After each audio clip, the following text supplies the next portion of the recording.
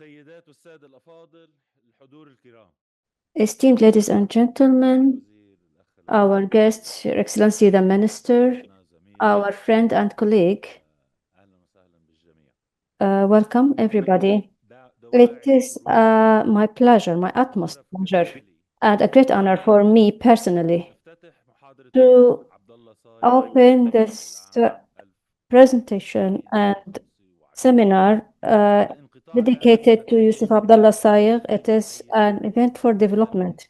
After 2 years of disruption of this brilliant activity that started in 2009, today we resume this annual tradition by hosting, although online, an expert of history and economy, Professor Adam Tooze, professor at Columbia University in USA.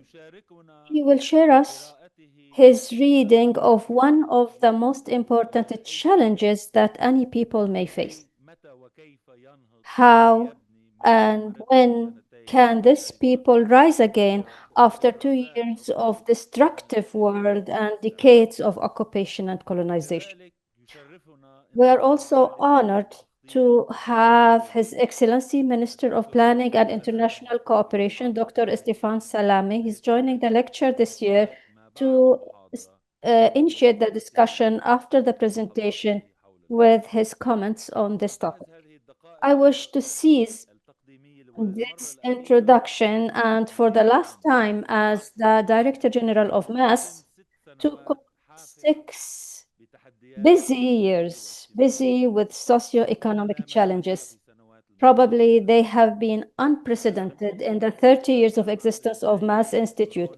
I held my position, which coincided with the 2 years of COVID crisis and its sociocultural shocks. And then we had a small period of cautious recovery and excessive settler attacks until we reached a genocide that exhausted us all as humans, researchers, and institutions.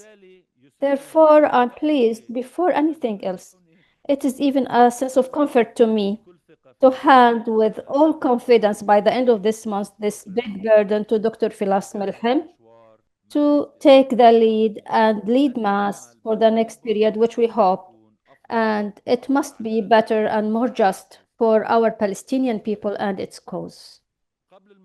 Before we welcome our distinguished professor, I wish to attract your attention to three areas that will culminate to the importance of this event. It is the intellectual legacy of Yusif Sayigh, the topic of our lecture today, and the specialization of Professor Tooze, for he is the exact person to deliver a lecture this year.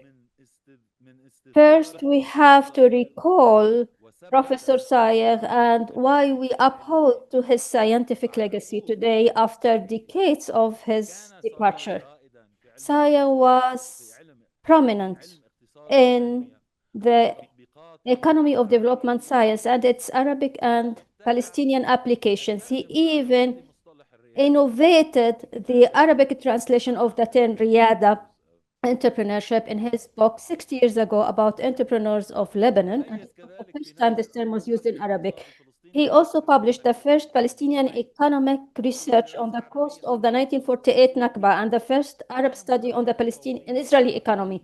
He was an Arab national intellectual that discovered in his book Bread with Dignity, uh, a new version of which has recently been reprinted by Mass Institute. He discovered in his book the impact of socialism of an Arab liberation and socio-economic liberation movement. And in the last decade of his professional life, he led the largest Palestinian development planning efforts, which has never been witnessed even after his departure, with all respect to all those who take part in the planning phase. For all these reasons, we organized this lecture not only to commemorate him, but also to preserve his intellectual legacy and everything that he represented. It is a legacy that goes hand in hand with empirical thinking, with commitment to the land and to the causes of the people. As Edward Said was an international symbol of critical thinking, and Mahmoud Darwish became a global poet, and Ghassan Kanafani was the novelist of resistance. Yusif Sayigh is the giant of Palestinian and Arab development thought. So how wouldn't we celebrate these great people in such a historic moment as we need people like them? The second aspect I wish to attract your attention to is the topic of this lecture and this historic moment that we are going through. Usually, we choose the topic and the lecturer considering the requirements of a certain phase or for the area of expertise of the presenter or for their global importance.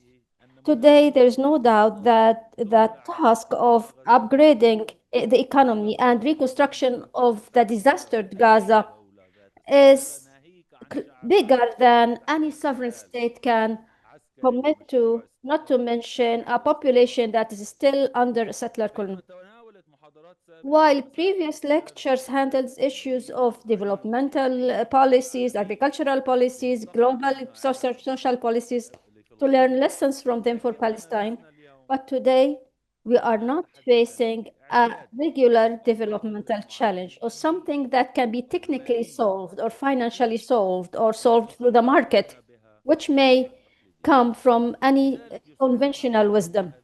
This is why we are delighted to provide this ephemeral time for collective thinking and discussion led by Professor Tooze about some of the lessons from history, global politics, and similar experiences, if any, before this storm of reconstruction appears and with international and regional interventions that will come to intervene in the very fate of our people. And probably once again, it will be at detriment of its rights. What I fear and every Palestinian policymaker must be aware of that the disaster in Gaza and the crisis of Palestinian governance should not lead us again to what we have seen since Oslo.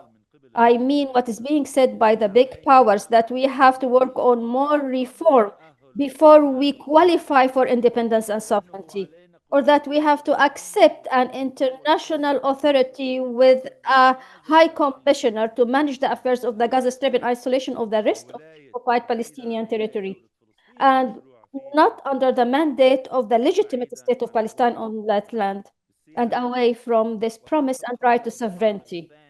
And as the second lecturer of this series, Professor Mushtaq Khan, said about 15 years ago in this very hall, with all this reform and good governance to achieve before independence, what do we need a state for? And finally, why have we thought of inviting Adam Tooze? In fact, the scientific biography of Tooze, which is published in brief in the brochure of this lecture, is enough to qualify him to speak on this intersection between war, economy, reconstruction, and politics, and how to exit toward it a developmental path. In other international experiences and their correlation or similarity with the challenge that Palestine is facing. But I expect that professor who studied economics as when before he started to study his historic economy and economic history will not make this task easy in dealing with the reconstruction with the collective political concept before we start doing this. He will not reassure us that history serves the rights of the people, as we always console ourselves as we witness these losses that we have been enduring generation to generation. In addition to all that, what made us choose our lecturer today is that we discovered since the very first days of this latest aggression that among the research interests of Tooze, and look at his blog on Chartbook to see what I mean, he published a preliminary research before the PA, before anybody else, on the historic economy of the Gaza Strip, especially in the past 2 decades, showing the developmental gaps of which the Gaza Strip has endured and which has contributed to creating a fertile land to what he called exiting the large prison of Gaza on the 7th of October. I wish you a pleasant time and a hard discussion that will be allowed to you within the next 2 hours. Thank you for taking part in this activity today. We appreciate your interest here in Palestine and also participation of our friends across the world of this event, which we consider it as service to knowledge. It is also useful to make economic policies that our Palestinian people deserves after its long political and most importantly humanitarian suffering. Thank you. So we will proceed. Adam, the floor is yours. In the audience following you on the screen. Please go ahead. Raja, thank you so much. Thank you so much for that stirring introduction. And thank you to you personally and to Mass for the privilege of being able to give this lecture today, which it truly is. I will be driving the talk through a series of slides, which I'll be showing, and then we'll flip back to face-to-face once I've done that. Let me share, and please do let me know if there is any problem with you seeing them at your end. That's going fine. That's going fine. Very Excellent. clear. Yeah, go ahead. You can go. Good. So I didn't want to use this occasion, marked as it is by the ongoing drama, which the Minister alluded to earlier on in his call for a moment of silence. I didn't want to use this occasion for an exercise in intellectual vanity, an exploration in historical topics dear to my heart. I wanted to stay as close as possible to the sources. And in this case, what I mean by that is that I wanted to use this occasion for a discussion to raise attention and awareness as well in the wider world for the remarkable work that has been done by Mass over the last years, and truly remarkably during the phase of the war and the enormous escalation of Israeli aggression since 2023, not just in the Gaza Strip, though of course with utter extremity there, but also in the West Bank. So what I want to do in this talk really is to provide a reading, a framing of the work that Mass has been doing, and I look forward very much to your reactions, to my reactions, and a back and forth that may ensue. I'm going to allude in particular to three items, one of them itself a multi-volume project, one I'm going to refer to as the political economy paper, which is the political economy of Palestinian nationhood, independence, development in the wake of war. Then a 4-volume series, which is in a sense Mass's outline of a future series of projects for reconstruction. And then a fascinating focus study on a critical review of plans for the reconstruction of Gaza. So these are my raw material. I'm going to proceed in the manner, if you like, as a critical historian. I'm going to imagine how one might respond to these texts and think through with you what is going on here. And the service that I hope to be able to provide, the added value that I hope to be able to deliver, is to widen somewhat the perspective on this crisis, not in any way with a view to distracting from it, but rather to understand perhaps the extremity of the situation that Palestine now faces against a wider backdrop.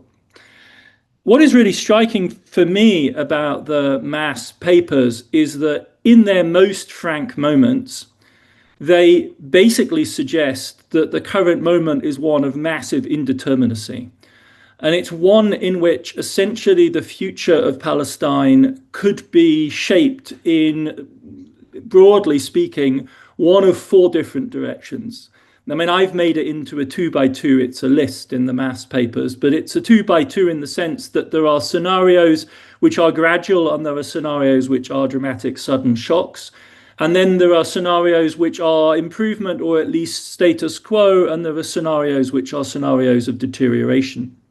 So let me start by just laying out what those scenarios are and engage by means of doing that in a conversation about Mass's project for mapping the future of the Palestinian economy. Because what is so fascinating to an outsider, and of course just the inherent drama of this situation, is that the question of the possibility of the Palestinian economy is posed in the current moment. And that is one that can't really be sensibly discussed, except if we lay out what our future scenario might be.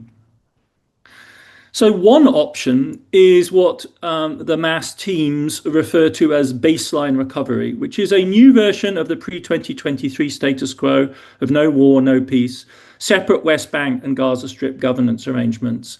In a sense, a return to the Oslo status quo or something like it. And Raja has already, in his introduction, laid out what I think is an emerging consensus on the part of really an entire generation of brilliant scholars, critical scholars of Palestine's political economy, which is that this is doomed as a vision. And let me just give you the bullet points on why. One element of this is a historical narrative about the neoliberal turn of the PLO in the early 1990s, the abandonment of the Yusif Sayigh's vision of structural developmentalism in the early 1990s. This could be pitched as a radical critique of choices made at the time. It was, of course, however, a situation of extreme pressure.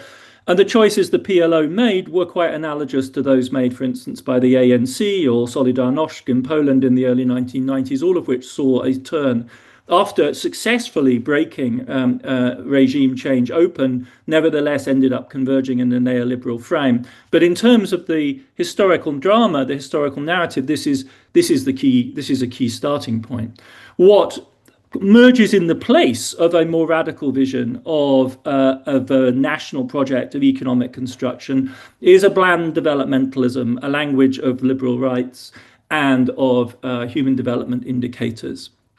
It's a alternative of Palestine's economic future, which has backing within the Palestinian community, which is itself, of course, as any critical political economy will show, a class society riven with inequality and dynamics of profit, capital accumulation and exploitation. And it's one that's this vision of a two-state solution under World Bank, IMF supervision is one that is keenly supported by Palestinian business elites who are deeply entangled with and in the diaspora have been prospering in connection with the emerging oil money of the Gulf and the United States and its presence in the region.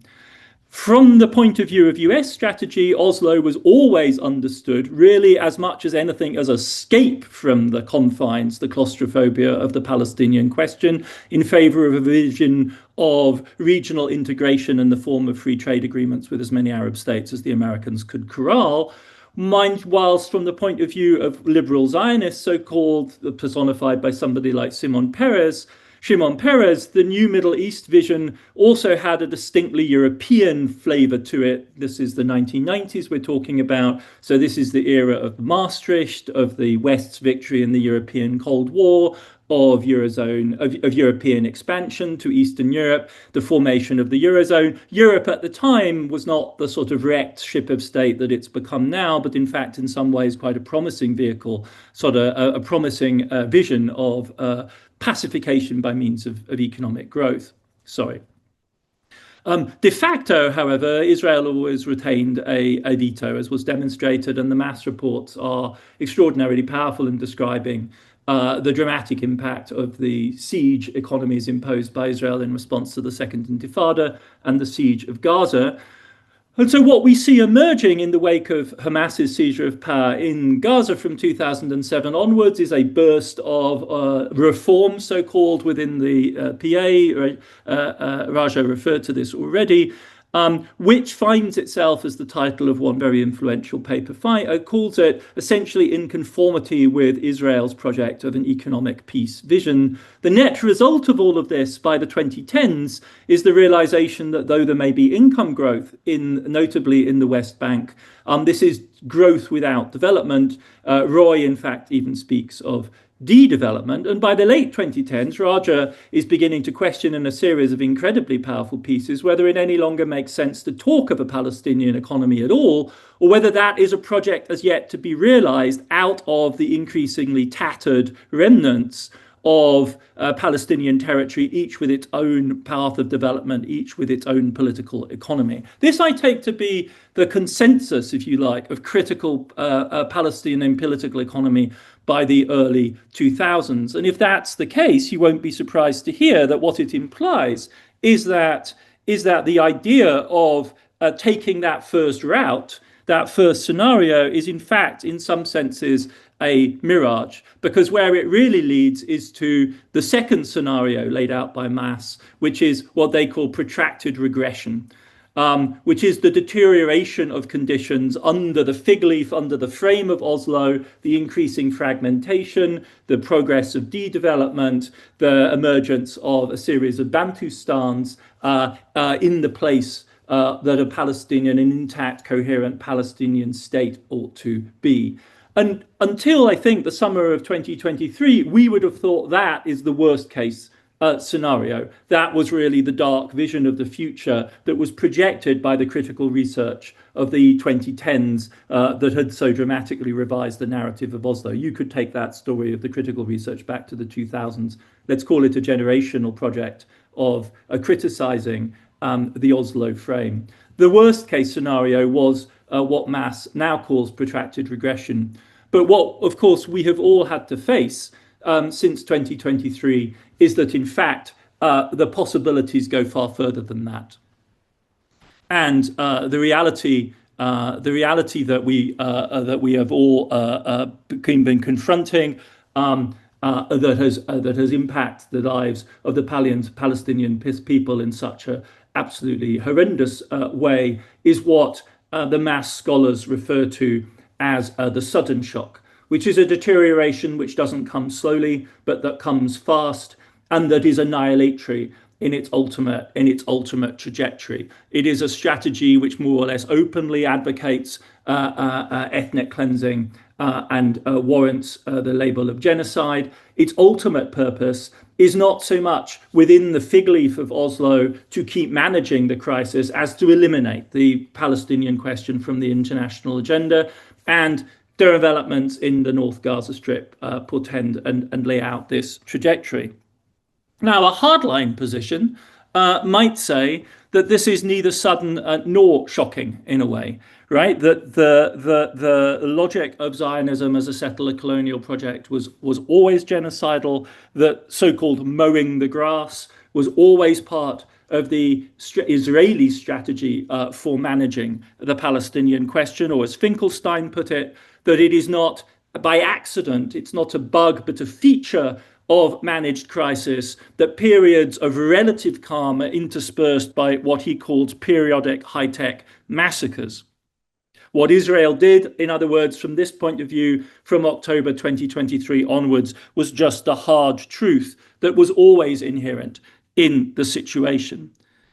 But I think one has to ask, and I don't think Mass authors fall into this trap, one has to ask, I think, whether this does not flatten the entirely annihilatory experience since 2023 into a longer history of ethnic cleansing and displacement. Even in the long history of victimization, you need to be able to account for and recognize escalation when it happens. And the Mass Political Economy report is particularly important, I think, because it explicitly faces this question of explaining the escalation, both on the side of Hamas in trying to decipher the logic of Hamas's decision to launch the assault on October 7, and from the Zionist side. And we need that because we need to be able to distinguish scenario 2, protracted regression, from scenario 3, the sudden shock. And we need to explain how an escalation leads to a new level of destruction. And if you turn to the 4th volume of the Mass Report series, I think this leaves us with no doubt that what we have seen in Gaza, even by any conceivable international standard of comparison, is extreme.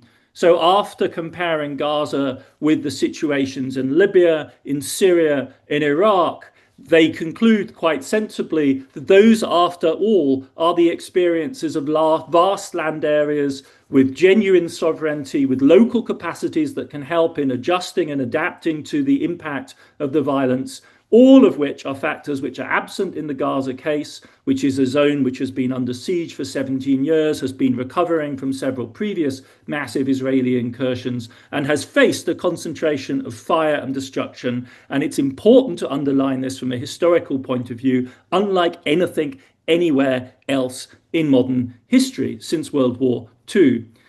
I've frequently challenged in the commentary that I make as to why we don't talk, for instance, about other massive crises ongoing in the world right now. Sudan is the example which is most commonly hurled in my direction. I've responded to that in the newsletter by making two concerted efforts at comparison between the scholasticide and destruction of academic institutions in Gaza with those in Sudan, which are very well documented in both cases, and the question of hunger. And again, from the comparison, there is no reason to fear or flinch from the comparison if the aim of the game is to vindicate the Palestinian cause, rather the opposite. The comparison demonstrates and underlines massively in red line just how intense, deliberate, asymmetric, unequal, and therefore unique the campaign of destruction waged against Gaza has been. And that also, I think, accounts in part for the backlash and the failure that it has generated. Because one of the things which, after all, is distinctive about Gaza is that the population has resisted, it has clung on, it has clearly expressed its refusal to be evacuated, it has insisted on remaining there. That has changed the game. It has changed the game also because it's made it essentially impossible for any of the potential imaginary host nations envisioned by day-after planners friendly to Israel or the United States to actually even contemplate the possibility of large-scale Palestinian displacement. One of the fundamental things to realize about this effort at displacement and genocide is that it fundamentally has run out of steam, even as it has extracted an extraordinary toll from the Palestinian population. It has weakened support for the Israeli government within Israel itself. It has fractured the narcissistic self-image of liberal Zionism in quite a fundamental way, and it has undercut ultimately also international support for Israel over time. And that's what then opens the possibility to the fourth scenario outlined by Mass, which is the scenario which they refer to as the emergence trajectory. Out of a combination of Palestinian direct power, I've made an ellipse here, the central element of Palestinian resistance and endurance, which is so key to understanding the logic of this situation.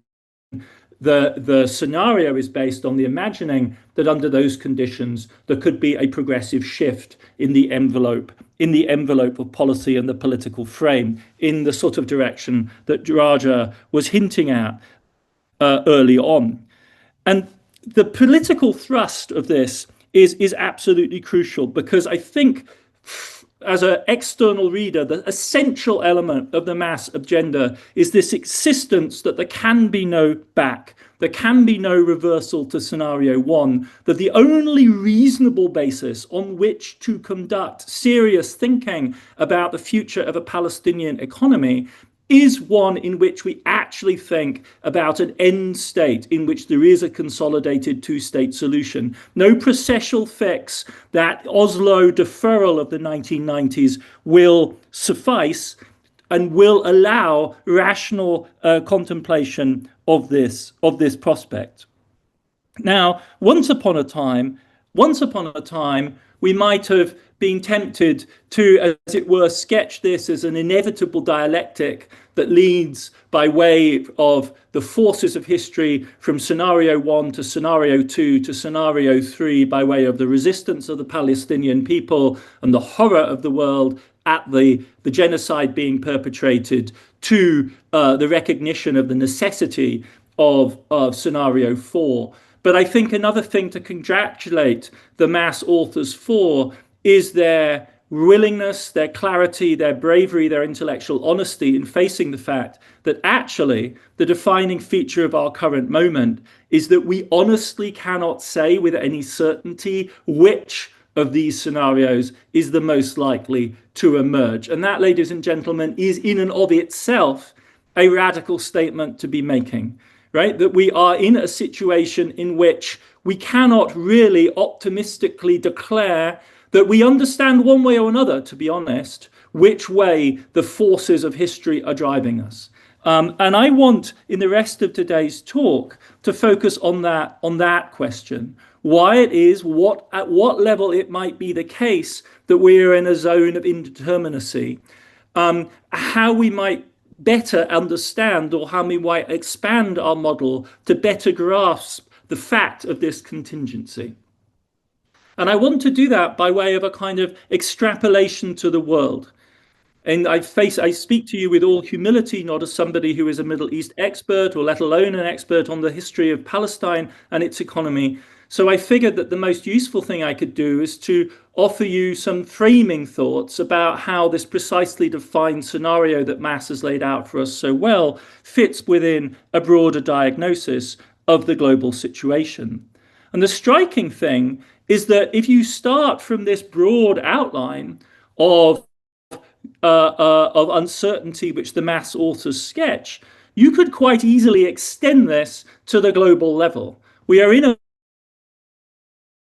moment in which, even looking at the fate of the world economy and the division of power within the world economy in the current moment, I wouldn't with any confidence be able to say to you, and I have sat in meetings of people who dispose of hundreds of billions of dollars in which they have frankly admitted that they wouldn't be able to tell you whether they thought the likely development of the global economy is one in which we would be sort of in a fragile status quo, or heading towards progressive and serious disintegration, whether we are actually heading to World War III, or on the brink, perhaps, of a breach, of an opening towards a grand new bargain.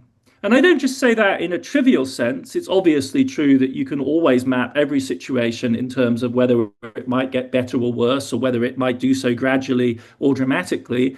I say that because what I want to argue is that the uncertainty in the structure of power at other levels in the global system refracts into the force field that is acting on Palestine. And that uncertainty operating at multiple different levels itself then becomes a driver of crisis. So what I want to do is offer, if you like, a global analog, a global frame for Mass's brilliant anatomy of the situation in Palestine. And for that, we could go back to the 1990s and the Oslo moment, because Oslo was part of a broader fix. It was part of a fourfold fix which put in place the basic parameters of globalization as we know them. And the basic argument that I'm going to be making and elaborating is that the situation of indeterminacy in Palestine is not in itself distinct from or radically separated from the broader sense in which these fixes are coming unraveled. And part of the tension and part of the escalation in the region, in Palestine itself, is the result of efforts by the United States in particular, but also the Europeans, to mobilize the Gulf region as a source of stability, as a means of actually addressing broader crises that they face at the global level. Now, this may seem paradoxical, given the extremity of the situation in Palestine right now, and given the fact that going back to the 1990s, of each of these four zones of stabilization, the stabilization of North America and Central America with the American stabilization of Mexico in the mid-90s, stabilization here, by which I mean the financial intervention. In broader terms, of course, NAFTA had extraordinarily disturbing impact on Mexico, but I mean the financial fix, the propping up of Yeltsin in Russia and the incorporation of Eastern Europe into the Western Bloc by way of NATO and the EU, and the creation of the WTO and the determined push by the United States to bring China into it. Compared to those three strands, you might think that the Middle Eastern strand from the very beginning was the one that most rapidly fell into crisis, with the Second Intifada, with 9/11, the global war on terror, and the disastrous invasion of Iraq. And that, of course, makes sense at a certain level. But at another level, I think it fails to grasp the strategic logic, which from the American point of view makes this area by the late 2010s and the early 2020s seem like one of strategic vindication.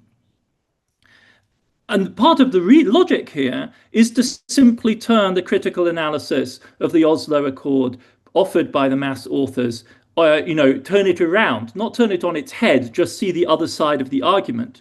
Because if it is true that the Oslo Accords essentially managed to bury the question of Palestinian statehood from the point of view of American global management, this is a success, this is a win. And what it opens the space for is focus on the dimensions that truly matter.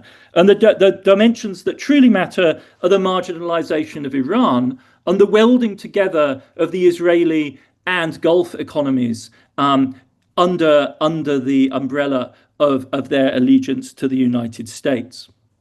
Now, the Abraham Accords are, of course, a fixture in the conversation about Hamas.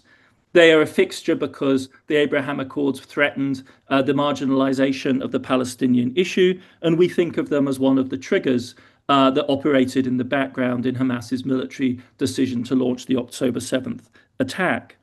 But this is true, but I think the thing to grasp is the way in which the economic changes of the period from Oslo onwards, the decades after Oslo, though they allow the structure of the Oslo era bargain, in other words, pacify the Palestine-Israel question so as to enable normalization between Israel and the Gulf states, that formal logic operates over decades. But the substance of what that means is changed by the game-changing nature of economic development in the two key players, which are the Emirates and Israel. I'm going to bracket Saudi and Qatar, though they also are part of this story, but the Israelis and the Emirates are the key. Saying that what the Abraham Accords did was no more than simply to realize the underlying logic of the Oslo Accords, to my mind, is a little bit like calling a sophisticated EV out of China a horseless carriage. It's not wrong that it's a horseless carriage, but it sort of misses the point that we're 2 generations down, we're 100 years on in the development of a motorized transport. We're not actually any longer talking about the same type of problem. Israel by the 2010s is not the desperate financial basket case it had been in the 1980s. It has huge foreign exchange reserves. The Gulf states are still fossil fuel petrostates as they were in the 70s and 80s, but they've become new centers of power and prosperity of a new type. Once it was true that Israel depended heavily on Palestinian labor for construction, now construction is a much smaller part of the Israeli economy. Once it was true that expat Palestinian businessmen were key figures in the Gulf economies, now the Gulf economies are the playground of global wealth of an entirely different order of magnitude. The point, in a sense, is to take the mass diagnosis of development as an inherently political issue and say, well, yes, and that applies to the Gulf states and Israel too. And that GDP growth that you're seeing there is not just GDP growth and an increase in personal affluence and an improvement in HDI. It turns these states into global players. And that's the key element of the Abraham Accords that we really need to grasp. It ratifies the fact that though Israel and the Emirates may not in the late 90s have qualified for inclusion in the G20, by the 2010s, they definitely qualify for inclusion in the G30. And on a per capita basis, Qatar is even richer than any of them, and its sovereign wealth fund is an entirely different league. That is, the connection between Gaza and Doha is real and enduring, but the gap that is stretching between the super affluence of a Doha and the de-development, in fact, the sort of annihilation of the Gazan economy, stretches larger and larger and larger over time. This, I think, is a key point that is really central to my thinking here, and I see it literally as the other side of the argument that Mass makes so insistently and powerfully about de-development in Palestine. What happens when development happens in Israel and in the Gulf states? It changes the game. But you don't really grasp, I think, the escalation of 2023 if you stop there. A second basic point that I want to make is not just to double down, underline, and generalize the Mass point about development, but to insist again and again on the pace and speed of historical change. And if the Abraham Accords were one dimension of stabilization in the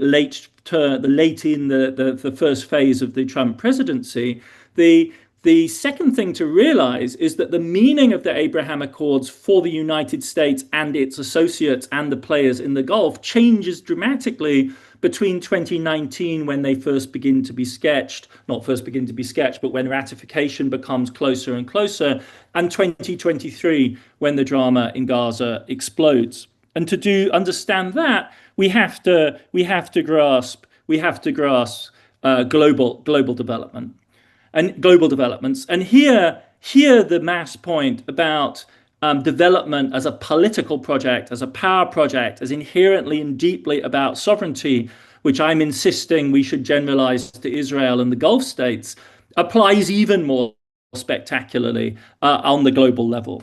Because as far as the West is concerned, if with the Abraham Accords a certain formal continuity of strategy was in fact maintained between the 1990s and the late 2010s, and as we'll see all the way down to the present day, in the other great arenas of stabilization, I'm going to bracket Latin America and Central America for a minute, but the other great areas of stabilization, namely in Eastern Europe and Russia and in China, those deals have come fundamentally unstuck.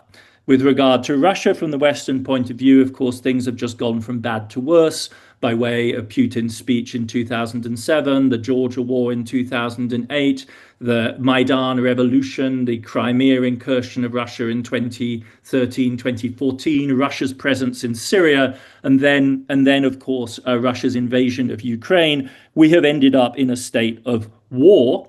And with China, relations have progressively deteriorated as well. And to add another layer of complexity to this, we also have, I think, to grasp on the American side the chronology of American reactions to this deteriorating position. Because in the Obama administration, there is at least a half-hearted effort to articulate a policy of restraint. It's not consistent as Hillary Clinton, she's doing her thing, the pivot, Libya, and so on. But at fundamental levels, there is a grasp on the part of the Obama leadership team of a kind of need for a new policy of some sort of restraint. There's an awfully strong tendency to look for delegation. Trump administration, the first time around, was the one that articulated for the first time the logic of great power escalation and drew from that the conclusion that deals needed to be done in the manner of the Abraham Accords. But what really needs to occupy us here is the Biden administration of the period from 2001 to 2004, because it's really under the Biden administration that this new era of disorder was framed more or less explicitly as a generational challenge that smacks very much of the bipartisan neoconservatism of the 70s and 80s or the Cold War liberalism that preceded it. And the consequence of that is that the Biden administration articulated a rally of American and European forces in response to Ukraine, which through 22 and 23 is rallying Europe and the United States around the issue of democracy versus autocracy, the defense of Ukraine against Russia.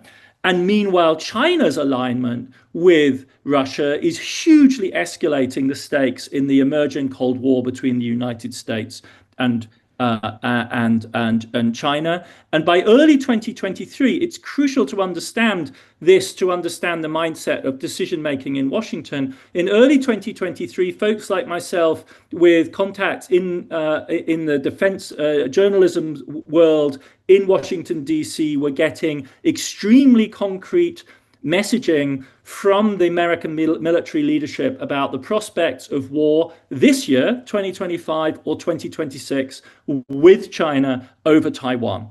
So America in early 2023 is moving onto a war footing in which Russia and China are figured as the major antagonists, and the risk is of a second explosion in Taiwan to parallel that over Ukraine. And the consequence of that is that the Middle East re-emerges, is reaffirmed, the Gulf states and Israel are reaffirmed by the Biden administration as key partners in managing this world of crisis that they think they're in. And there are three dimensions in which Israel and the Gulf states are crucial to this neoconservative front that the Biden administration is articulating. One of them is energy. The Russian crisis induces a huge global energy shock. America's partners in Europe are in the front line of this. One element is America trying to jawbone OPEC into increasing oil production. Remember the famous fist bump between Biden and MBS in Saudi. Even more tellingly, perhaps, the German deal with Qatar, with a red, green, yellow German government signing huge deals for gas in the Gulf. The Gulf states' priority is going up and up and up. This is well past the Abraham Accords kind of level. The second zone of significant collaboration, and this is the one where Israel really comes into play, is missile defense. Wars are not equal to wars. Some wars are bombs and shells and bulldozers, and some wars are aircraft, and some wars are missile wars. And when you're going to fight a missile war, you're in a whole different zone of technology. And the Israelis and the Americans, going back to the 1980s, have been developing essentially Star Wars or sons of Star Wars. And the Israeli ability to do extra atmospheric interception with their missile technology, as well as the Iron Dome, makes them a key technology partner of the United States, also in testing the weapons in struggles, of course, with the Houthis and the Iranians. And this, in the summer of 2023, leads to the signing of the largest arms deal between Germany and Israel, which is not for once the sale of German U-boats to Israel, but the purchase by the Germans of high-tech Israeli weaponry. What for? So as to defend Europe. What against? The axis of Iran and Russia as the kind of common denominator threat. You can see the neoconservative system being bolstered here. Quite aside from Germany's hearkening on the history of the Holocaust, there is a serious geopolitical logic. And then the third element is logistics. And if what the West is trying to do under Biden is build a systematic network to counter the corridor building by the Russians and Iranians and the corridor building by the Chinese, if the Indo-Pacific is all of a sudden an actual zone of geopolitical contestation, the term did barely even existed 10 years before, if this is now the center of global geopolitical attention, well then you only need to look at the map to realize that the Middle East gets reconfigured around the history of the Indian Ocean and its logic. And all of a sudden in the summer of 2023, as the Americans are desperately trying to corral Modi as chair of the G20, we get the emerging idea of the IMEC corridor in the summer of 2023, which positions Israel as strategic partner of the Gulf states, linking it by way of the Indian Ocean to India. And all of this, I think, is oil on the fire of the mounting tension in the region by the summer of 2023. You only have to see Netanyahu in the United Nations General Assembly meeting in September 2023, waving the notorious map, which makes the point very clearly of a unified Israel and Gulf, with Palestine having been fully absorbed into Israel on this map. And we know from captured documents from Hamas, which we think are authentic, that in Hamas's deliberations about launching the attack in October, the question of how to disrupt the increasingly urgent search for a coalition between Israel and Saudi Arabia was front of mind, was at the core of what they were doing.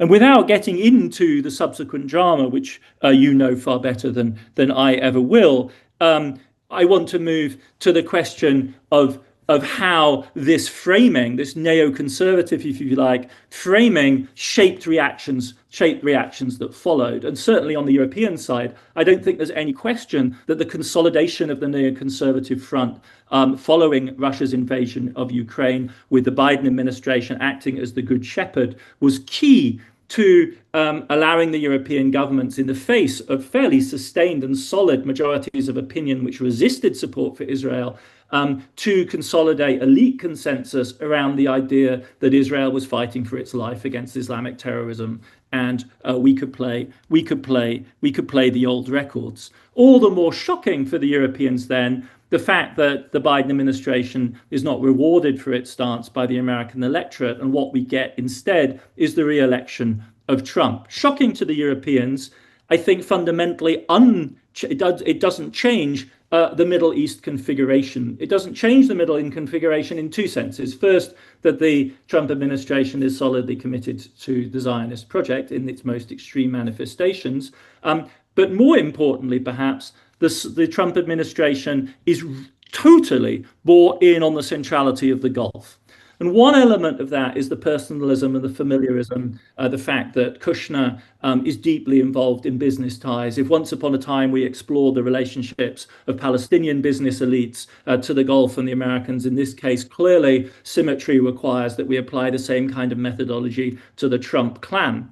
But I think another key element, which is really history making and history changing, is technological change. If my point so far has been that as what it means for globalization to proceed changes and becomes more contested, the position of the Middle East moves from one of four arenas of pacification in a big global drama to a key part of an American mobile strategic response to a global crisis. Even more striking over the last 2 years, really since October 2023, is the fact that technological development, the core of economic development itself, has also become all of a sudden fungible and fragile and complex and uncertain and rapidly paced and history making and history moving.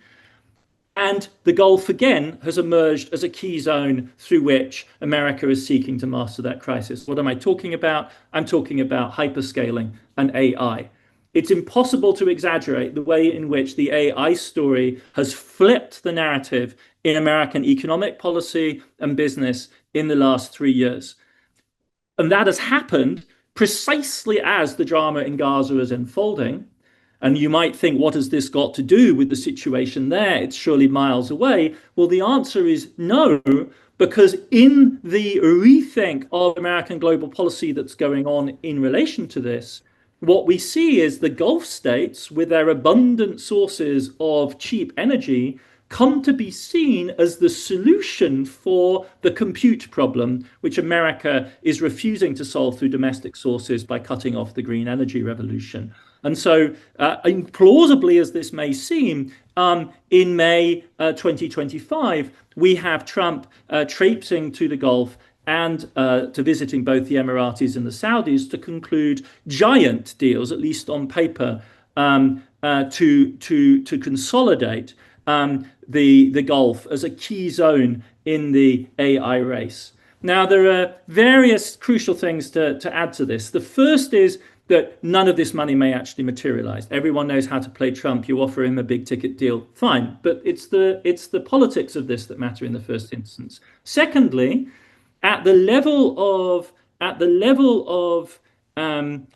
policy, this has been accompanied by real changes, because the basic shift is from a security-first strategy under Biden, which limited the export of chips to countries that were considered safe, to a chip-first strategy under Trump, which basically says, let's try and dominate as many markets as possible with NVIDIA chips. And the crucial thing here is that the Emiratis and the Saudis are only too willing to play that game. And this, I think, consolidates the shift in the position, the progressive filling out and ramping out of the Abraham Accords, which takes us out of the world of the 2010s into a new era of a much more diversified connection between the West and the Gulf states. And I think it's also critical that this also takes us to the end, the temporary suspension of the story of violence, or its modification into less intense forms. Because whilst Israel's expanding aggression targeted Syria or Iran or Lebanon, the Americans were basically willing to play along. But in that kind of delirious moment in September of this year, when Israel strikes Qatar and declares its willingness essentially to hunt down Hamas operatives all over the world, when this triggers Saudi Arabia into searching for a nuclear protection from Pakistan, China's key ally in South Asia, the pinwheels, the mechanics of American pressure on Israel suddenly ramp up. And it's very telling in this moment that that Netanyahu should respond in the way that he did, which was with the remarkable outburst around the promise that Israel should hunker down and consolidate itself as a Sparta. This is telling because it confirms this underlying narrative developed, say, by Israeli political economists like Ari Krampf, which is that the key element, the key shift on the Israeli side from under Netanyahu, really in his long career from finance minister to prime minister, is ultimately the consolidation of Israeli autonomy vis-a-vis external pressure for the final and ultimate test when radical Zionism has to affirm itself even against any conceivable global norm. And the Sparta moment in September was really the moment when Netanyahu suddenly articulates this. But a little bit like the open genocidal projects which the Israelis have been not shy about articulating, it's one thing for people to be able to diagnose the underlying logic. It's quite another for somebody to actually say it out loud. And as he does, both the coherence of the Zionist project within Israel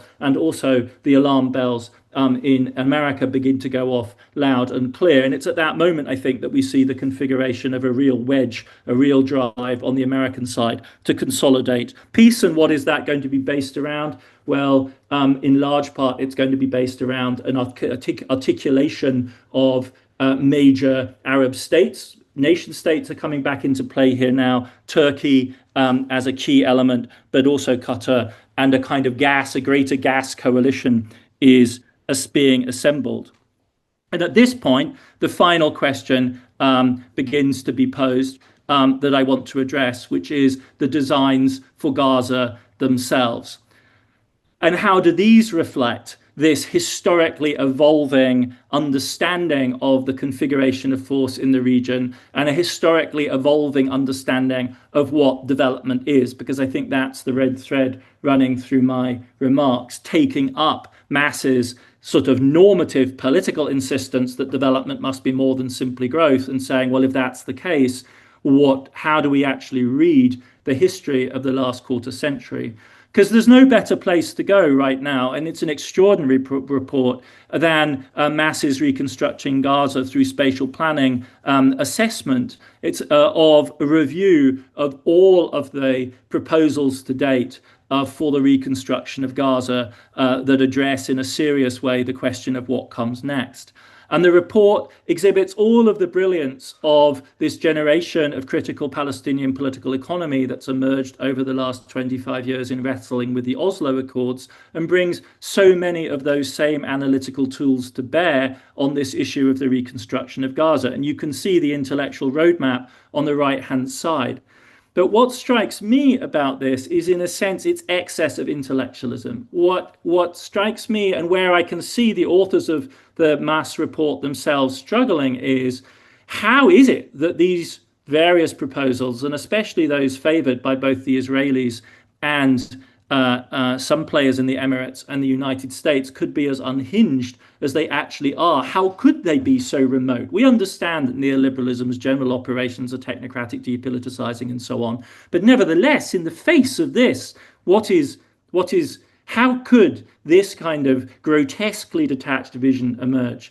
And again, I want here to place the Emirates in play, the Emirates of fantasy and the Emirates of reality, as inspiring the imaginary of thinking about the future of Gaza. I mean, one element of this is political.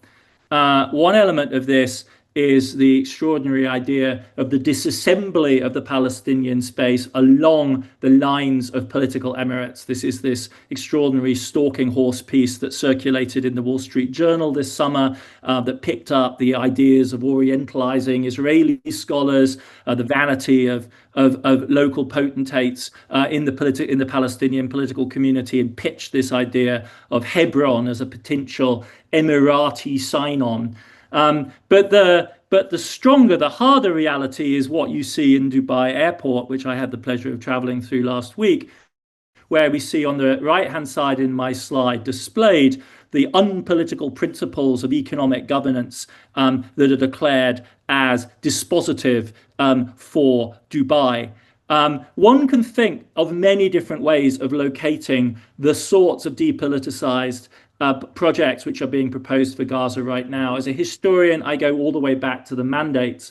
But to my mind, the more obvious connection is indeed to some simplified, crude vision of the Emirati kind of idea, the reading of the Palestinian history back into some sort of orientalized notion of the Arab, and then the move from there to the idea the democracy is not for them. The crucial virtue of the Emirates being precisely that they are not nation states, not like Egypt, not like Palestine to that extent, Arab and rich and successful, but not nation states.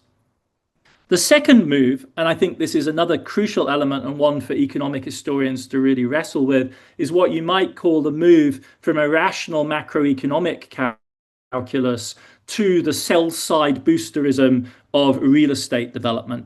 And this is the inspiration of Dubai, not as a political regime, but in the reality of hyper-development. And I think this is easily underestimated as part of the imaginary of the current moment, the sense that this was true, that Dubai in 1980 was essentially a village by the sea, and Dubai by 2025 has become something radically different. Now, this has, and every political economy in the world will tell you, multiple complex preconditions, none of which in any direct way translate to Gaza, but it is the existence and possibility of this kind of shock transition which does the work that's necessary to glue together the visions of development that are circulating in the current moment. And there is, I would suggest, a kind of excess of rationalism in reading those projects principally through the lens of the critique of neoliberal political economy and developmentalism that was, or rather the lens that was sharpened through generations of work on the 80s and 90s, and the sharp tools of criticism that were honed on the critique of Oslo. So this is where I want to end with a commendation, a congratulation, an expression really of my profound respect and humility in the face of the ability of Palestinian colleagues to go on thinking, to go on doing the work that you have been doing under the circumstances you've been doing it in. And a suggestion from the outside that we could, as it were, use the remarkable analysis of the fungibility of modernity, of the fungibility, the possibilities, the radical possibilities that are open in the current moment, take that from the Palestinian case, as extreme as it is, and without wanting to flatten huge differences here in making this move, but nevertheless take the inspiration of that really fundamental questioning of what it would take to actually build a Palestinian national economy, and to spin it back into the global conversation, which I think has to reckon with, first and most basically, the fact that development is not something that's achieved at a certain level of GDP, and that up to that point is the emergence of a nation or a sovereignty, and then after that presumably becomes latent. That could be the case, and you could argue it is the case in Europe, but it's certainly not the general case, and it's not what's driving world developments today. Doesn't summarize the aspirations of the Emiratis or the Russians or the Chinese or the Indonesians. Take your pick. The second thing is that we have to recognize that the local crisis, the local coming undone of the 90s globalization paradigm reflects a much broader destabilization, which once upon a time provided the frame for events in Palestine and the Gulf. Now, the other way round, the Americans are trying to leverage the Gulf as a means of stabilizing the global. And this goes all the way down into what it means to achieve development in economic terms at all. The AI prophecy, if taken seriously, threatens to render everyone who is not at the cutting edge of that development underdeveloped at a stroke, which raises the stakes enormously.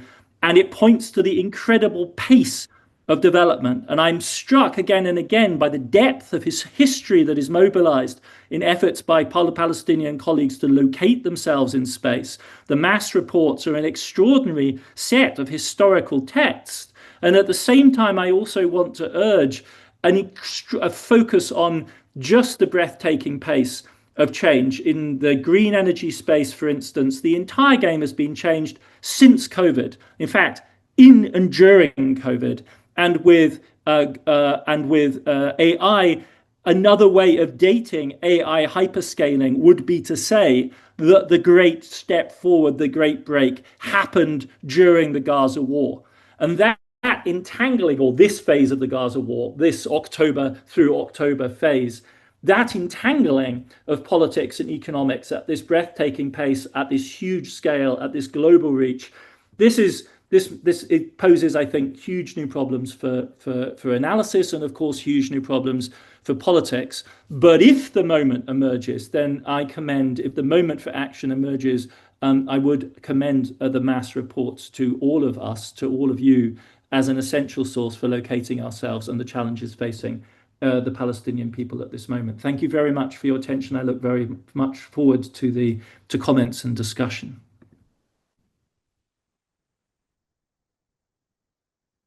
Thank you very much, Professor. You've definitely given us the Aladdin's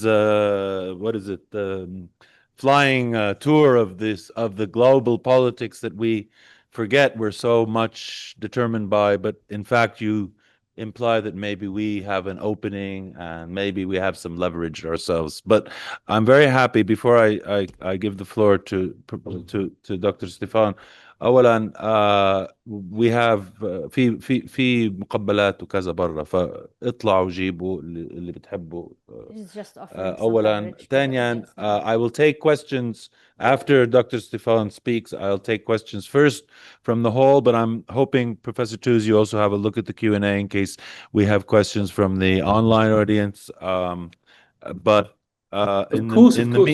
Yeah. Okay. Yeah. So let's let's listen now to Dr. Estephane Salameh, Minister of Planning, International Cooperation. Thank you very much for being with us. Estephane, تفضل. Go ahead. سامعينك هون. Go ahead. Okay. I will say a few words in English and then the rest of my reflection will be in Arabic. I will also be very short. I think it's we have gone for long enough for this lecture, so I will also be as short as possible to allow for some questions and answers. First, thank you, Adam, for your lecture. I subscribe to most of your analysis, not all. Frankly, during listening to you, I was going back and forth between your lecture being realistic or apocalyptic. So, and in some cases, it was realistic because the 4 scenarios you put for us, from the no war, no peace, to the ethnic cleansing, to the protracted regression, to the emergence trajectory, and those are not separate scenarios to me. I think the world around us moves throughout those four scenarios, and I think we have seen them and we see them, that they are being implemented basically all together as we speak. I also saw your presentation as being apocalyptic, to be honest. I mean, for me, I refuse that the world is working in one direction, or it is there against us, or for us, or for Israel, or against Israel. The world is a network of competing interests. And what we see is a normal world of politics, that it's unjust to us, but this is the reality of the world. And it's a competing interest, and we have to also maneuver through it. I would like to say a few words in Arabic. First of all, thank you, Mas, for inviting me to give my feedback on Mr. Adam's lecture. I express my deep gratitude to you, Raja, and I wish you success. You served in an important period and you performed your role effectively over 6 years, which were some of the most difficult years we witnessed. Mas was present and it is still present throughout these 6 years. So I wish you success and happy retirement. And we wish the new director, Mr. Firas, all success as well. Mas is our institute. It is a national institute that we are proud of, and we hope that we'll continue our cooperation with Mas in the next period.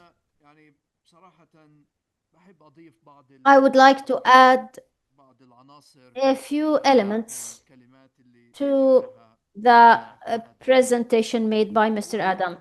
First of all, regarding the Gaza Strip, which is to us the core topic of our discussion, although Mr. Adam tackled other areas and other sectors and tried to connect them together in a certain way, but I see things from a different angle. First of all, what is happening in Gaza and what we will face in the next phase will be one of the most complex challenges of operation of our lifetime. It will not be an easy process of reconstruction at all. Reconstruction for us as Palestinians is not only rebuilding homes and the health sector and schools.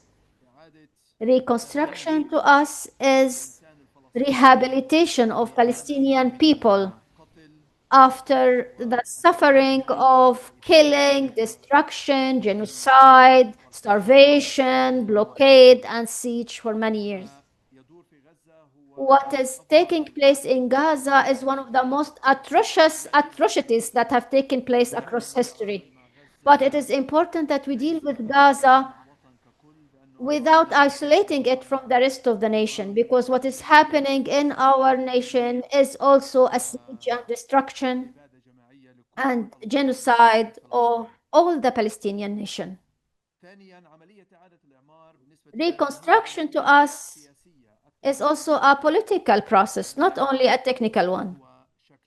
We don't know what is the form of the next day. What is this interim administration? What is the permanent administration? What is the role of the Palestinian government and the Palestinian Authority? What is the role of other parties and stakeholders? The whole world is fighting to find a footstep in Gaza on top of the skulls of our children. This is why we see many plans. We are aware that this is a reality. We read these plans and we try to benefit from them in sometimes. However, we are the ones living this phase, and we have a plan as well to deal with the reconstruction and putting an end to the occupation. Those who are devising plans now may not be seen here in 2 months or a year or two. Those who stay are us. We are the ones who will shoulder the responsibility of the reconstruction of the Gaza Strip. We, as the collective Palestinian, not a certain entity or agency. We, the collective Palestinians, are the ones responsible for the reconstruction of the Gaza Strip and for putting an end to the occupation, to rebuild our nation. We, the Palestinians, don't need an invitation from anybody to be involved in the reconstruction. The people of Gaza are Palestinians. They are our people. Gaza is an integral part of the Palestinian entity, the political Palestinian entity. We don't need an invitation from any party. And we're not fighting with anybody. As I said, and as His Excellency the Prime Minister and others said, the process of reconstruction is not a privilege. It is a responsibility, a huge responsibility. We see it from this angle, but others see it from angles of financial benefit or having access to power and political authority in the area or in the world. But those who stay are us. We learned from previous experiences what is happening in Gaza is total genocide and destruction. It destroys people, stones and plants and animals, but we had previous experiences and we're learning from them. And part of these experiences, it is not possible to have reconstruction without achieving the following: to have political and clear security arrangements. In the past, Israel was and is still controlling the borders. It is managing things as if it is the owner and master of the Gaza Strip. Without opening the crossing points, there will not be any successful reconstruction. And this mechanism created by Israel is futile. It's not good to even rebuild a house. So how can we reconstruct a large part of our Palestinian nation? And also having enough funds and making them spendable on Palestinian priorities. In the past, we had a few funds, but it was delayed implementation and it was implemented via many parties. The Palestinian Party was a party and not the main party in these previous projects. Before I speak briefly of what we are doing regarding reconstruction, I have to add a comment to what Mr. Adam, or the different scenarios proposed by Mr. Adam, and what is happening around us. The world is also changing. This is the fourth scenario mentioned by Mr. Adam, which is the emergence trajectory. This fourth scenario, we see it happening, and the other parties, which are a minority around the world, especially the USA and Israel, are trying to undermine its importance. But in my opinion, it created a real revolution at the level of the peoples of the world, and now it is shifting to governments, and it has been embodied by the Declaration of New York and subsequent international recognitions. This is not an easy process. What we achieve in terms of international support and the changes at world level have not come from vacuum. This also gives us at least a sign of hope that the world is changing and we need to build on this change to achieve our national goals. It is true that these changes came with a very high cost, and with tremendous efforts made by many parties. But we must build on them. And I am now persuaded that the world is standing with us. The world is changing in our favor, even in the US. If you follow the latest statistics, most of the American people, on an additional point, are supporting Palestine compared to supporters of Israel. And among the youth below 30, in my opinion, I believe that's an irreversible stage that we have reached. And I believe that the world is moving in our favor. 60% of the youth support the Palestinians in the US, according to recent statistics. I'm not speaking of the also recognition by many countries. So being pessimistic in some cases could be realistic, but it is also important to remember that the world stands with us and looking at some of the positive parts in all this negativity. I don't want to take longer time, but it is important.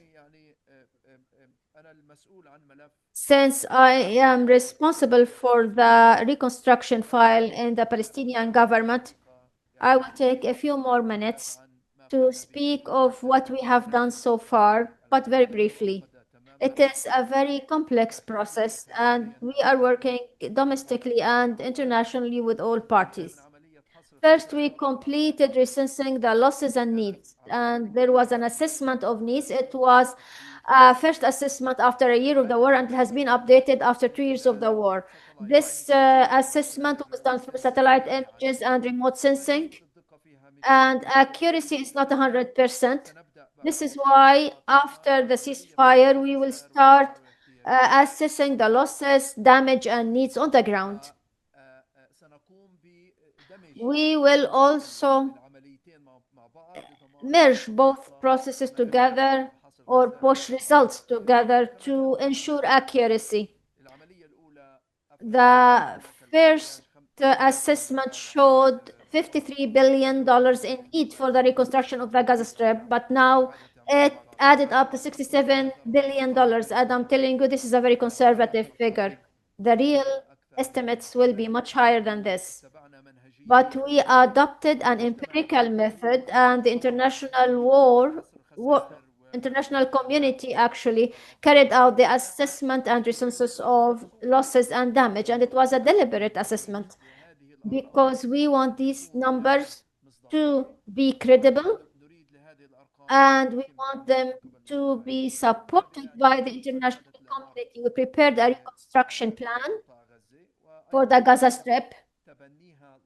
It was later adopted by Arab states to become the Arab Plan for Reconstruction. It was also adopted by the Islamic states. Number 4, prepared the action plan of the reconstruction, which comprises 56 programs covering 18 sectors. It is based on 5 pillars, key pillars. First, housing, infrastructure, social economy, governance. And these are the key pillars that will be covered by the reconstruction plan. Currently, we are preparing projects. There will be hundreds of projects that will be associated to programs, sectors, to an Arab-Palestinian reconstruction plan. All of them relate to the assessment I mentioned. So this is our planning efforts. Institutionally speaking, there is a national team that is working on the reconstruction issue. There is a unit for reconstruction at the Ministry of Planning, a project unit, and we are working closely in close collaboration with our international partners, especially the World Bank, United Nations, and European Union. For the funding mechanisms, we established trust funds, and their governance will be with local and international governors to guarantee transparency.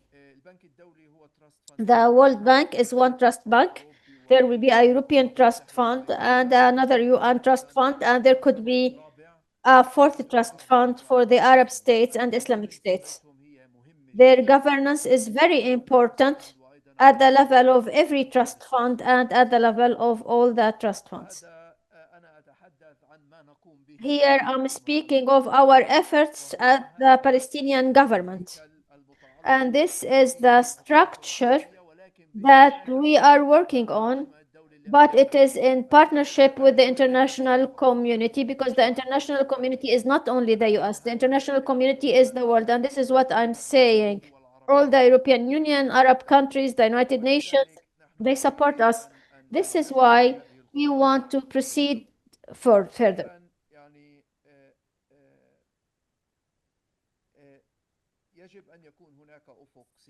Also, there must be a clear political horizon to have a real reconstruction. We want to learn from previous experience and ensure that Israel will not destroy the Gaza Strip again.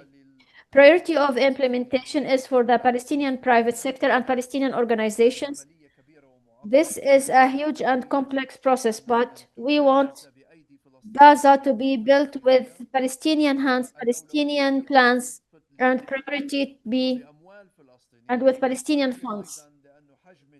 But because of the level of funding is huge, we will rely on world support to us in order to fulfill this task. This is why the ceasefire does not mean the end of the war. There are many questions. There are many issues under discussion, but uncertainty is what rules. We prepared plans, we work with all partners, but there are no guarantees that what we are working on will be implemented. But the Palestinian plan is the priority for us. Thank you, Russia, for this invitation.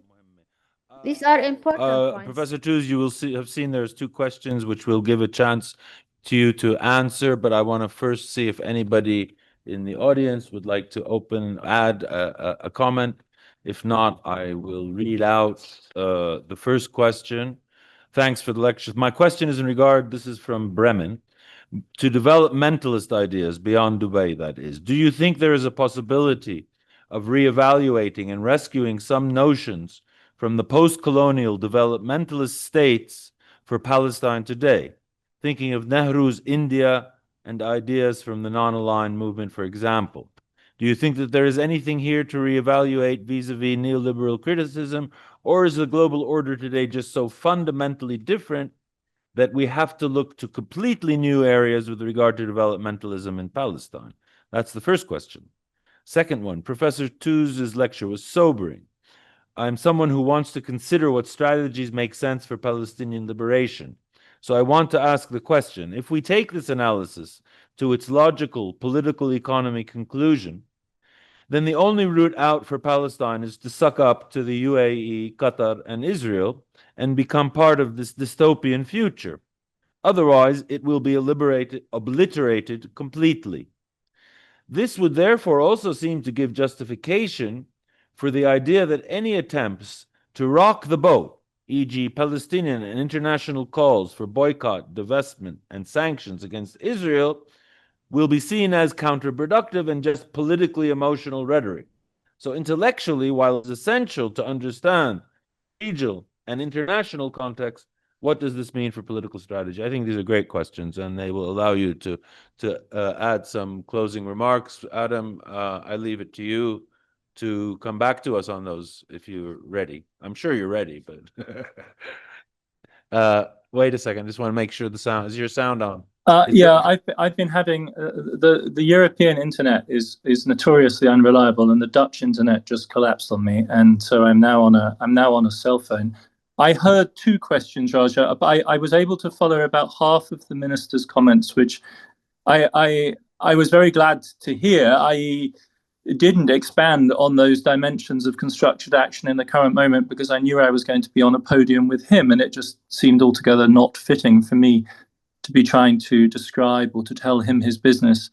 I saw my role as being that of trying to provide a broader context. The two questions that I heard. One pertained to the question of the relevance of Nehruvian models of kind of post-colonial development in the present moment. And the second one heading in a somewhat different direction, which was the question of, if we take this strategy, does this imply essentially a position of subservience and an avoidance of tactical rocking of the boat? Were those the two that I... Yes, and in fact, I mean, to the extent that you were advocating a strategy, I'm not sure if you were advocating a strategy so much as telling us this is down the road, guys, be ready. But anyhow, go ahead, Faddal. Yeah, it was yeah, those no, two. I'm not.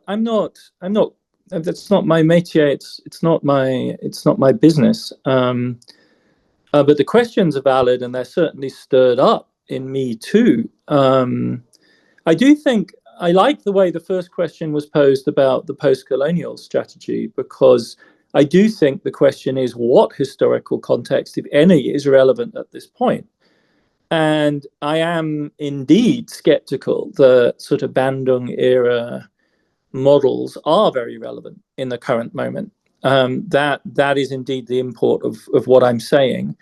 I think the challenge is, in fact, to think through what development means for a small, embattled, fragmented, would-be economy like Palestine under conditions where everything is happening all at once. And the route to manufacturing is largely blocked by the rapid development of Asian manufacturing economies. And there is the prospect of a truly epic technological shift in the makings all around us, in which only the richest will initially get to play. And I think the route then would be in the intelligent mapping of structures, which is exactly what I take the mass papers to be doing, is to be saying, if we were serious about trying to build a Palestinian economy, what will be the minimal criteria that we would have to meet? What will be the minimal moves that we would have to make?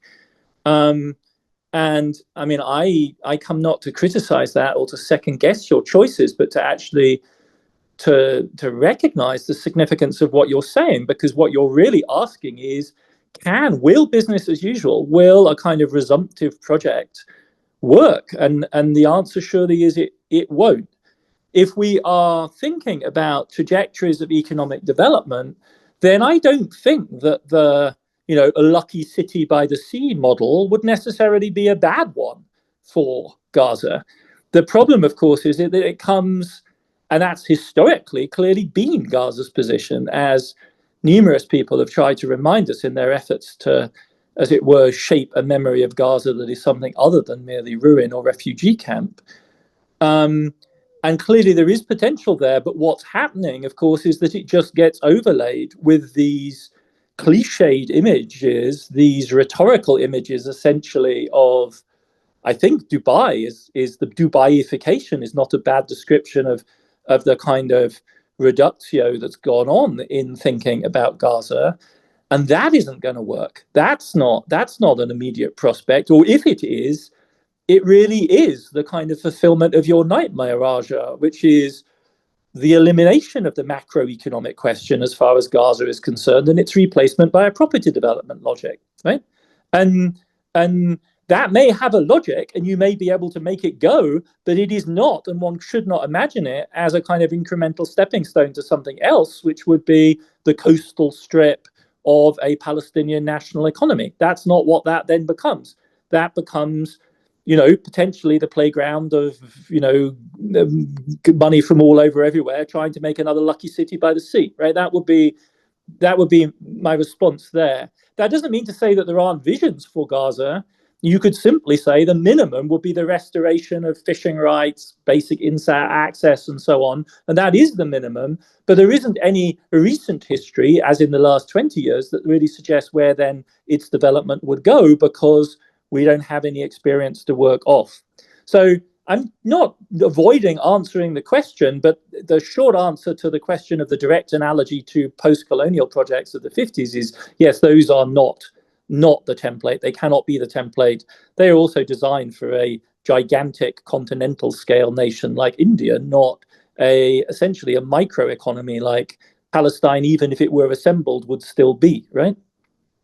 The question of political tactics, I again, this is not my métier. I'm a historian. I'm trying to place, a historian of the present. I'm trying to place the forces that are shaping the current moment and really trying to answer this, I think, deep problem which the mass analysis poses, which is what are we to make of the fact that all four of these options are possible?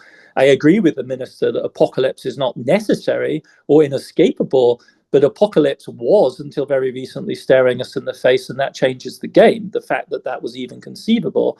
And we know it changes the game not just on the Palestinian side, but the Israeli side too, because they've seen the truly ugliest face, utterly unvarnished, of their own politics, and it's shocking. Does this mean total subservience? No, clearly not, right?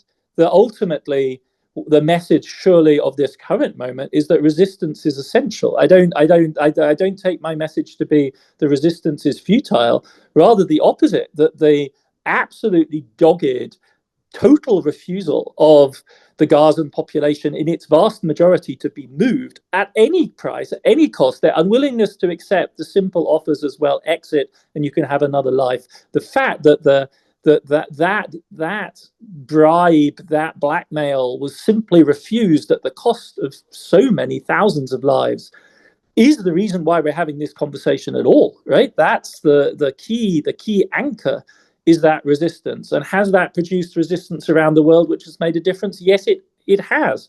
So no, my argument is not that this requires a sucking up and a silencing. But are the powers in the region the powers that they are? Yes, I don't think that's an escapable fact. And was it the fact that the Gulf states were suddenly in the crosshairs the thing that triggered the Trump administration into doing what the Biden administration had not done, which is seriously twist the Israeli arm? I don't think that's something that we can escape. That is clearly that was the violence that was the really unacceptable violence. The violence against Palestinians does not have that same compelling political force as an Israeli missile strike on Qatar does. So the politics with those states is essential. I take the minister's point that you don't want to see Palestine reconstructed with foreign money. You want it to be reconstructed by Palestinian capital and Palestinian labor.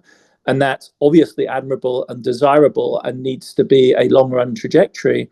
But the logic of the situation demands one of tactical combination, tactical maneuvering, and it demands reckoning with this political point, which will otherwise whoop you around the head anyway, which is that, ultimately Arabs are happier in, this ghastly Orientalist argument that really the Emirati political structure is the one to head towards. And there needs to be a politics of negotiation which recognizes that difference, squarely faces it, and then insists nevertheless that the power may be hugely asymmetrical, but do the Emiratis actually want to see the annihilation of the Palestinian nation? No, they do not.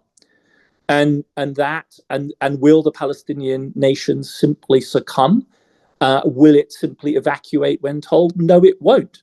And so that is the foundation of a bargaining position, which is not one of compliance, but one of defiance and resistance, and the kind of optimism which both you, Roger, and the minister so eloquently articulate. Thank you so much, Adam. I'm going to give a chance to Estephane to have a few more words, and then we'll break up. But stay with us. No? I don't see any questions. Okay. There's two quick questions. تفضل. لا, I thought there were no questions. I gave a chance, but nobody. تفضل. لحظة. Let him hear. Please. Okay. Okay. Thank you for your deep lecture, actually, and complicated. It's like complex. But my question is direct: is as you as an external view and your deep knowledge for the related for this history of Palestine and relation between historical Palestine and economic issues, and our situation now. What's your advice, directly and simply, for us, or for Palestinian people and Palestinian political leader, for what we can do in next stage? ممكن مرة تفضل. Thank you, Adam. Not too close to you. Okay, thank you, Adam. Actually, I'm gonna say my question in Arabic. The Minister of Planning mentioned a case of uncertainty and the availability of intersected scenarios or scenarios that co-live together in the Palestinian reality. But is there any overlapping plan or a dominant plan that prescribes the international stabilization force? The plan itself mentions it as a long-term transitional solution. So are we in the face of a permanent interim situation or perpetuating of interim situation that Palestine will continue to live? So we will have a scenario which supersedes other scenarios. And here I will link it to what was said by the Minister of Planning, how to break in this case of uncertainty so that the Palestinian vision becomes the dominant vision. The second question, please. The majority of the people of Gaza are Palestinian refugees. The Minister of Planning mentioned an important issue, and thanks to him, reconstruction is not only statistics or buildings, it is reproducing a Palestinian political reality. So under this complex demographic situation in Gaza, and most of them are Palestinian refugees, and a lot of the area of Gaza is occupied by refugee camps. How can we reimagine refugee camps under the different proposals? Can we imagine a Shata refugee camp that has been in existence since the 50s with highways and graters and long buildings and tall buildings? Can we imagine this on the beach of Gaza, or are we going to reproduce the Palestinian narrative and rehabilitate the human, as the Minister of Planning said? Stefan, do you want to comment before Adam? No, there's nothing more online. لا يوجد. Any other questions? You got those two, Adam, from the floor? You got Adam? Are you Adam, you got the two questions from the floor? Mr. Adam? Adam, have you cut off again? Yeah. عطش؟ Yes. طيب انت اكمل لك. عطش قطعت معه عنده مشكله بالويب هون احسن من هولندا. طيب أنا يعني حريص جدا إنه يكون عندي قليل من الكلام. I'm really committed to speaking, even a little bit. But our friend here said the question of refugee camps was one of the issues that were controversial, and it consumed a lot of time in thinking of the vision for reconstruction. It is not realistic to build the camp the way it was, but to preserve the spirit of the camp. This was important for us. We don't want to lose during the reconstruction the spirit, the soul of Gaza, the soul of Palestinians of Gaza, including the Palestinian refugees of Gaza, or those who lived in the camp and now they have several displacements. So there was a broad discussion with friends from Gaza, and the idea was preserve the soul, the spirit of the camp was important, because the camp is not only a building or an Estepsos building or whatever. It represents the very rights of the Palestinian people, their identity, the Palestinian refugeehood, the Palestinian right to return. So preserving this soul is important for the camp. If I want to take a key message from what Adam said to me, is that we're facing an existential threat. He drafted it in 1, 2, 3, 4 scenarios. He said Emiratization, Dubaization, Jordan, and those Hebron Emirate, and so on. To us, what does it represent? We are really facing an existential threat. So apocalyptic may be an exaggeration, but there is some realism here. And we are facing this threat to our very existence, because what is taking place in Gaza is annihilation of an entire population, an entire people. So realistically speaking, yes, but it shouldn't be that comprehensive. There is some realism here. So I understood this existential threat here. We are facing this threat. This is why dealing with Gaza and reconstruction of Gaza should not be viewed from this micro angle. How are we going to rebuild a few houses, streets, and so on? How are we going to preserve the existence of the Palestinians and the Palestinian national project, which is the creation of a full sovereign state? And in conclusion, a point that Rasha and I probably agree on, Adam conveyed many world experiences, some of which may apply or be analogous to the Palestinian situation, but I don't think there is a model that applies to us. No matter how we research the different models across the world, our reality is unique. It's a landscape that has not existed before. So this settler colonization that we are facing, if in parts of it, it could be analogous to other experiences in the world, whether it be in Algeria or some part in South Africa and some other parts of the world, but we don't have an international experience that can be compared to our situation. Our situation is exceptional. We must deal with it from this perspective and benefit from our own experiences first.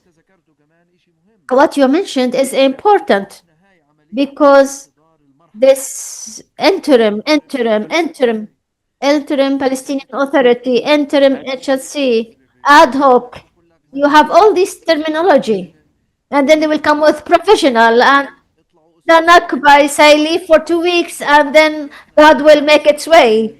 We Palestinians have been through an experience that does not allow us to accept easily these interim solutions, because we've had very bad experiences that must represent a lesson to us to preserve our national project. Thank you, Stefan. To come here to show you all that we are thinking in the same. We even though we are coming from this edge and but we meet always in the middle. Adam, I leave the last few minutes to you to conclude, please.